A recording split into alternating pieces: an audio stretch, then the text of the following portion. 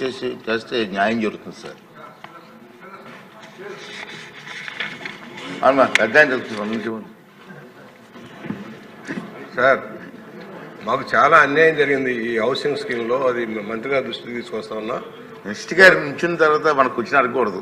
పెద్దవారు ఏం లేదు సార్, సమస్య ఏంటంటే జట్లింగా ఉంది, అన్యాయం జరిగిపోయింది. అక్కడ బాధితులు చాలా మంది ఉన్నారు. ఒకటి రాజమండ్రి సిటీ రూరల్కి సంబంధించి 56,000 మందికి ఇళ్ళు ఇస్తామని చెప్పేసి బూరుగుపూడి, మనం ఏదైతే వెళ్ళామో వరద ముంపు ప్రాంతంలో బూరుగుపూడి, వెలుగుబంద, అలాగే రాజానగర్ నియోజకవర్గంలోని కానవరం 4 చోట్ల భూములు కొన్నారు సార్. 20 లక్షలు, 4 లక్షలు, 4 లక్షలు, 60 లక్షలు వాళ్ళు ఇష్టారాజ్యం కొనేశారు. ఊరికి దూరంగా ఉండలేదు. పైగా బూరుగుపూడికి సంబంధించి 560 ఎకరాలు వాళ్ళు సేకరించారు సార్. మనం చూసాం, ఇంత లోతు నీళ్ళలో వెళ్ళాం, మీరు కూడా పడవలో వెళ్ళారు ఇంతలోతు. కానీ ఇరిగేషన్ డిపార్ట్మెంట్ ద్వారా ఇది ముంపు ప్రాంతం కాదని సర్టిఫికేట్ ఇప్పించారు సార్.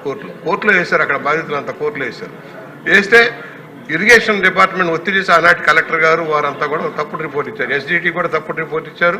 వాళ్ళు ఇవాళ ఎస్జిటి మొట్టికాయ వేసింది ఏం జరిగిందనేది. అలాగే ఈ భూములన్నీ వృధాగా పడి ఉన్నాయి సార్. ఒక వెలుగుబందులో కొద్దిగా గట్టి వదిలేశారు. నేనేమంటున్నానంటే ఇవాళ ఏదైతే ఇండస్ట్రీలు హబ్గా మారుస్తామన్నా కొన్ని స్మాల్ స్కేల్ ఇండస్ట్రీస్ కోసం దాన్ని కన్వర్ట్ చేస్తారా? కొత్తగా భూములన్నా సేకరించి నగరానికి దగ్గరగా ఉండే చోట, ఎందుకంటే 30 కిలోమీటర్లు అంటే నగరాల్లో పనులకు రావు సార్. అందువల్ల తగిన చర్యలు తీసుకోండి. ఒకటి ఎంక్వైరీ చేయించండి. గత ప్రభుత్వం